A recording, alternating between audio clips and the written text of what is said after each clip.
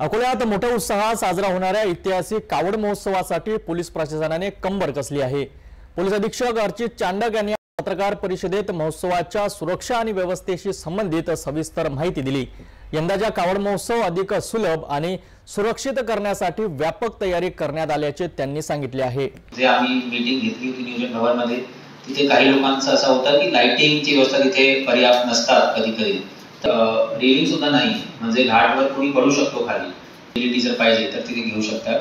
मध्ये आम्ही बॅरिकेडिंग ठेवणार या वर्षी लाकडीची, जेणेकरून क्राउडचा मूवमेंट म्हणजे एंट्री आणि एक्झिट सोयीचा होईल।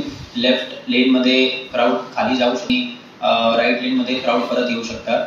तिथे आमचे 2 वॉच टावर्स असणार। आम्ही यावेळेस 10 नवीन मोठे वॉच टावर्स तयार केलेले आहेत।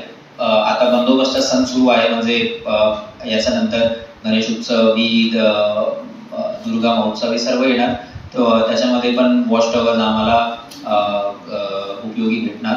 तर एक मोठे वॉच टावर्स आम्ही यावर्षी याचा उपयोग करणार। तिथे आमची राहुटी पण असणार, सीसीटीव्ही तर असणार। पूर्ण आमचा जे घाट आहे ते सीसीटीव्हीचा निगराणीमध्ये असणार। आमचं तिथे कंट्रोल सेंटर असणार आणि याच्यानंतर अलास्का लाईट सुद्धा कमीत कमी आमचे 25 अलास्का लाईट जे स्टँडिंग व्हर्टिकल लाईट्स असतात त्याचा आम्ही उपयोग करणार आहे।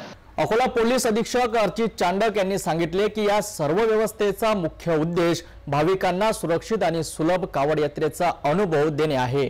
त्यांचा व्यसनमुक्ती कावडचा संकल्प निश्चितपणे या महोत्सवाला एक नवी दिशा देईल आणि समाजात सकारात्मक संदेश पोहोचवेल।